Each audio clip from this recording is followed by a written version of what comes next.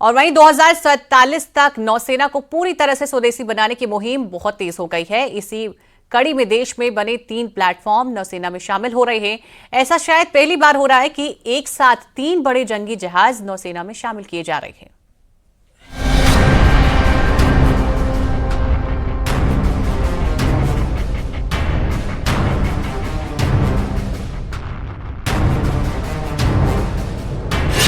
समंदर में भारतीय सुरक्षा का नया चक्रव्यूह।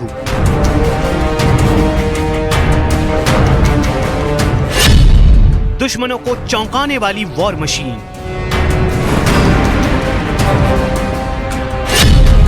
भारतीय नेवी के इतिहास की सबसे बड़ी तारीख।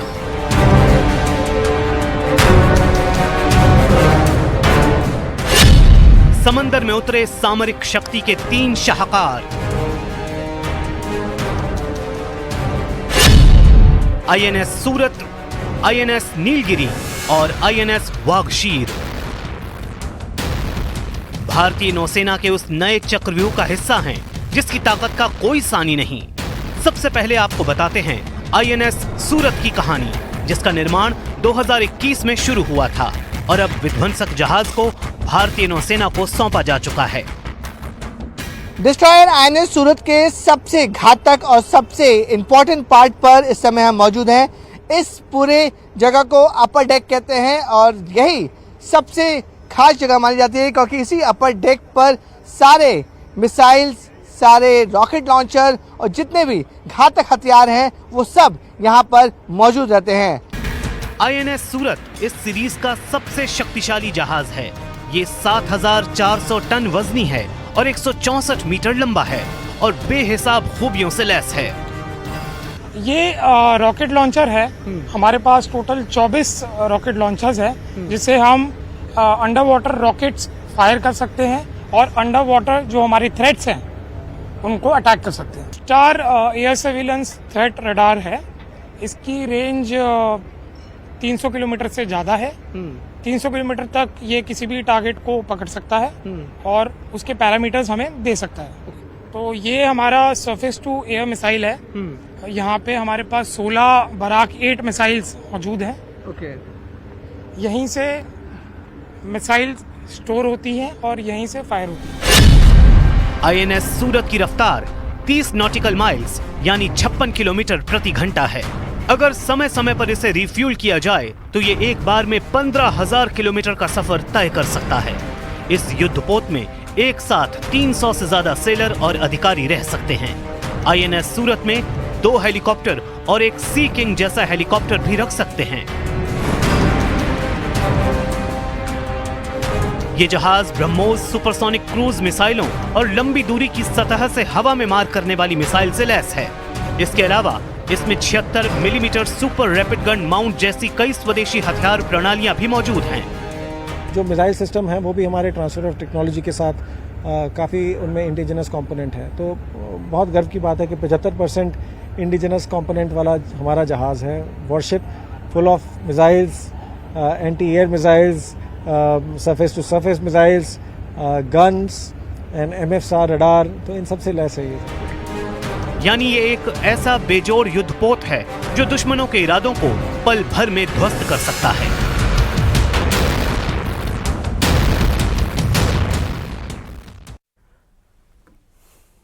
और अब आपको आईएनएस नीलगिरी के बारे में बताते हैं। ये एक ऐसा युद्धपोत है जो समंदर में रक्षा कवच का काम करेगा। हजारों टन वजनी के ये विशालकाय युद्धपोत आत्मनिर्भर भारत अभियान की मिसाल बन गया है।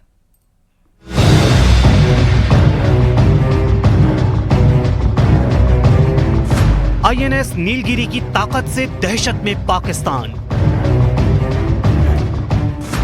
स्टेल्थ तकनीक से लैस आईएनएस नीलगिरी। नीलगिरी की स्वदेशी शक्ति देख दंग हुआ चीन। समंदर की सतह पर रफ्तार भरता ये आईएनएस नीलगिरी है। ये एक ऐसा युद्धपोत है जो बड़े जहाजों और डिस्ट्रॉयर के डिफेंस का काम करता है। इसके फोकसेल पर ही सारे हथियार और रॉकेट लॉन्चर लगे होते हैं। आईएनएस नीलगिरी फ्रिगेट में मौजूद है। फ्रिगेट का मेन रोल होता है अपने ही भारतीय नौसेना के दूसरे जहाज़ों को सुरक्षा देना, उन्हें बचा के रखना। भारतीय नौसेना में जितने भी युद्धपोत हैं, उनकी तुलना में सबसे हाईटेक रेडार सिस्टम इसी जहाज में लगा है। यही वजह है कि दुश्मन का कोई भी जहाज और पनडुब्बी इसे खोज नहीं सकती।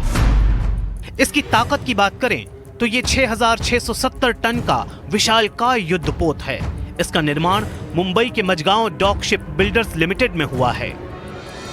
आईएनएस नीलगिरी भारत की रक्षा क्षेत्र में आत्मनिर्भरता और रक्षा उत्पादन में बढ़ती ताकत का माइलस्टोन है। प्रोजेक्ट 17A के तहत बनाए जा रहे 7 फ्रिगेट में से ये पहला युद्धपोत है जिसमें महत्वपूर्ण स्टील्थ विशेषताएं हैं, जिससे ये दुश्मन के रडार से छिप सकता है। इसमें दुनिया की सबसे खतरनाक मिसाइलें तैनात हो सकती हैं। ये बहुत लंबी रेंजेस तक ट्रैक कर लेता है। ट्रैक करने के बाद ये जो हमारे medium range surface to air missiles है उनको गाइड करता है, और अगर कोई भी इनकमिंग टारगेट हमारे ऊपर आ रहा होता है वो ये मिसाइल को गाइड करके उस टारगेट को नष्ट करने में मदद करता है। इस विशालकाय जहाज का किचन भी आपको चौंका देगा। यहाँ हर रोज 250 से ज्यादा लोगों का नाश्ता और 2 टाइम का खाना तैयार होता है। हमारी टीम रहती है अलग अलग, जिसको प्रिपरेशन करना है वो टीम अलग है, कटिंग करना है वो टीम अलग है। तो इस हिसाब से हम 250 से 300 आदमी का खाना प्रिपरेशन करके। आईएनएस नीलगिरी के एक और हिस्से को भी बेहद अहम माना जाता है, और वो है ये छोटा सा हॉस्पिटल। किसी सेलर या किसी ऑफिसर की तबीयत खराब हो जाती है सेलिंग के दौरान, तो उनका इलाज कैसे हो। जो फर्स्ट एड होता है, जो प्राइमरी इलाज होता है, वो जहाज में होता है। इस Nilgiri sick bay modern well equipped comprehensive health care facility है। जाहिर है ये युद्धपोत किसी भी आपात स्थिति से न सिर्फ मुकाबला करने में सक्षम है, बल्कि दुश्मन को मुंहतोड़ जवाब देने में भी इसका कोई जवाब नहीं है।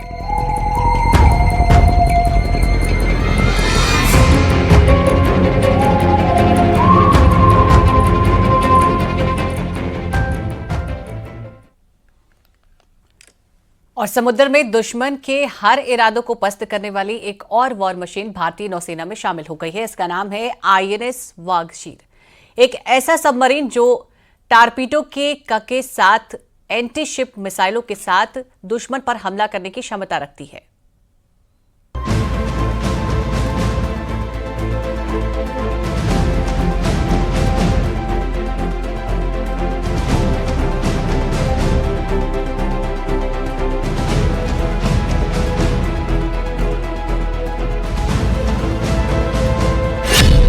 भारतीय नौसेना की नई सनसनी। समंदर में उतरी INS submarine Vaghsheer.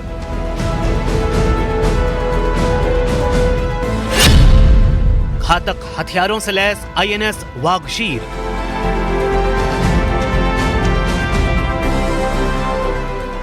INS Vaghsheer एक ऐसी सबमरीन जो अत्याधुनिक सुविधाओं से लैस है।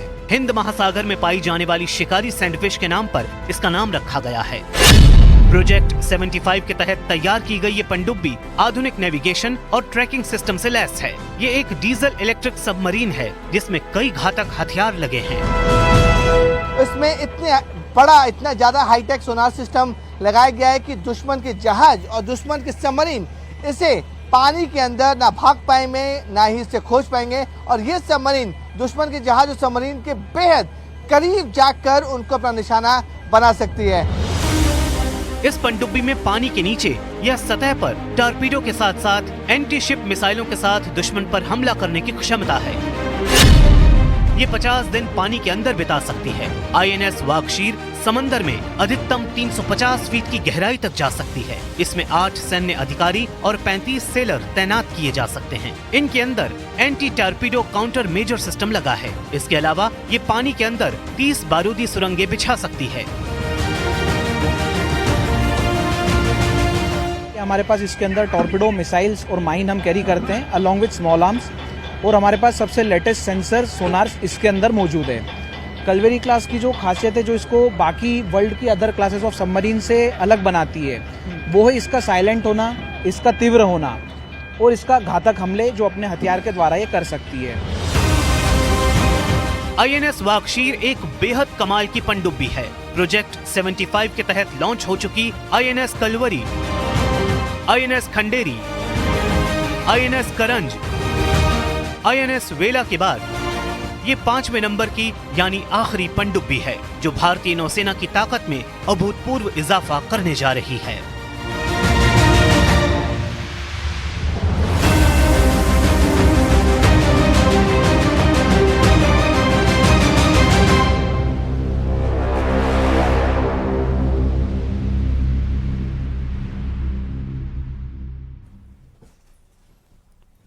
और महाकुंभ में कैंप में समाजवादी पार्टी के संरक्षक मुलायम सिंह यादव की एक प्रतिमा लगाई गई है। अब इस प्रतिमा का अखाड़ा परिषद ने विरोध किया है। साधु संतों के विरोध के बाद सियासत भी तेज हो गई है। मुलायम की प्रतिमा पर जहां समाजवादी पार्टी ने किसी भी तरह के विरोध पर हैरानी जताई है, वहीं डिप्टी सीएम केशव प्रसाद मौर्य का कहना है कि महाकुंभ में अगर विवादित विषय न उठे तो ज्यादा बेहतर होगा, क्योंकि महाकुंभ का आयोजन पूरे राज्य में नैतिक जिम्मेदारी है। यह रिपोर्ट देखिए।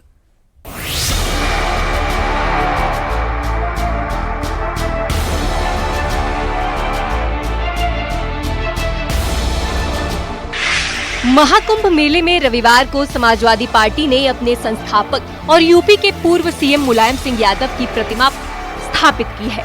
अब इस कदम पर विवाद शुरू हो गया है। प्रयागराज में आयोजित महाकुंभ मेले में एसपी के संस्थापक और यूपी के पूर्व सीएम दिवंगत मुलायम सिंह यादव की प्रतिमा लगाई है। 3 फुट की इस मूर्ति को सेक्टर 16 में मुलायम सिंह यादव स्मृति सेवा संस्थान के शिविर में स्थापित किया गया है। देखिए, वो अखाड़े जो मैंने तो अखाड़े के किसी संत ने विरोध नहीं किया, वो भारतीय जनता पार्टी के संत ने विरोध किया। कोई सांसद है भारतीय जनता पार्टी से, तो वो संत कैसे हो सकता है? तो सांसद हैं, वो भारतीय जनता पार्टी के नेता हैं, वो नेता का बयान है। देखिए, संत श्रद्धालु आप देखिए यहाँ पे कम दिखाई ना, कितने भारी संख्या में लोग आ रही है, भीड़ आ रहे हैं। कितने संत तो सुबेरे से आ चुके हैं, तो कई लोग इसमें ऐसा नहीं है, किसी की कोई नाराजगी नहीं है जी। श्रद्धेय नेताजी चूंकि जो है वो कोई जाति धर्म के नेता नहीं थे, श्रद्धेय नेताजी सभी के नेता थे। अब इस प्रतिमा के लगाए जाने की अखाड़ा परिषद ने निंदा की है। वहीं डिप्टी सीएम केशव प्रसाद मौर्य का कहना है कि अगर संत कोई बात कह रहे हैं तो वो उस पर कोई प्रतिक्रिया नहीं देंगे, लेकिन आस्था के पर्व महाकुंभ में विवाद जैसी कोई स्थिति नहीं होनी चाहिए। संत अगर कोई चीज कह रहे हैं तो मेरा उस पर कोई प्रतिक्रिया नहीं है, और कोई अगर अपनी कोई फोटो लगाया है तो उस पर भी मेरी कोई प्रतिक्रिया इसलिए नहीं है। अच्छा होता है कि इस प्रकार के विवादित विषय न खड़े हों। ये कुंभ का पर्व पूरे प्रदेश के लिए एक नैतिक जिम्मेदारी है। अतिथि देव भव के भाव से हम सब लोग भरे हुए हैं, और जो भी कुंभ में स्नान करने के लिए आ रहे हैं उन सबका स्वागत है। समाजवादी पार्टी का कहना है कि कुंभ सनातन धर्म को लेकर आस्था का सबसे बड़ा पर्व है। मुलायम सिंह यादव ऐसे नेता रहे हैं जिनमें करोड़ों लोगों की आस्था है। ऐसे में कुंभ में लगी मुलायम सिंह यादव की मूर्ति को लेकर राजनीति नहीं होनी चाहिए। हमारी कुंभ में भी आस्था है, साधु संतों में भी आस्था है, और जो सामाजिक संत आदरणीय नेताजी रहे हैं उन पर भी करोड़ों लोगों की आस्था है। तो जिनकी आस्था है उन्होंने प्रतिमा लगाई है। आदरणीय माता प्रसाद पांडे जी उस कार्यक्रम में रहे हैं, तो मुझे नहीं लगता है कि नेताजी की प्रतिमा को लेकर के कुंभ में किसी तरीके की राजनीति होनी चाहिए। वहीं पूर्व कांग्रेस नेता आचार्य प्रमोद कृष्णम का कहना है कि अखिलेश यादव और समाजवादी पार्टी ने बहुत पाप किए हैं, चाहे राम भक्तों पर गोली चलवाने का मामला हो या फिर राम मंदिर बनाने में अड़ंगा लगाने का। अखिलेश को भी महाकुंभ में जाकर स्नान करना चाहिए ताकि उनके पाप धुल सके। उत्तर प्रदेश को गुंडों का प्रदेश बना दिया, अराजकता। और ये बात मैं नहीं कह रहा हूँ, ये तो मायावती जी ने कही थी, बहन मायावती जी ने कही थी, चढ़ गुंडों की छाती पे, मोहर लगाओ हाथी पे। समाजवादी पार्टी गुंडों की पार्टी, ये तो बहन मायावती जी ने कही है, ये बात तो उन्होंने कही है। तो बहुत पाप है। अखिलेश जी को भी कुंभ जाना चाहिए, क्योंकि इतने पापों की गठरी लेके वो कैसे है। मुलायम सिंह यादव की प्रतिमा का लोकार्पण यूपी विधानसभा में नेता प्रतिपक्ष माता प्रसाद पांडे ने किया था। इस प्रतिमा को कांसे से तैयार किया गया है, जिसकी लंबाई 3 फीट ऊंची है। एसपी नेताओं ने इस बार महाकुंभ में मुलायम सिंह यादव स्मृति सेवा संस्थान के नाम से पहली बार कैंप आवंटित कराया है, जिसमें लगी मुलायम सिंह यादव की प्रतिमा पर अब सियासत जारी है। न्यूज़ 18 के लिए ब्यूरो रिपोर्ट।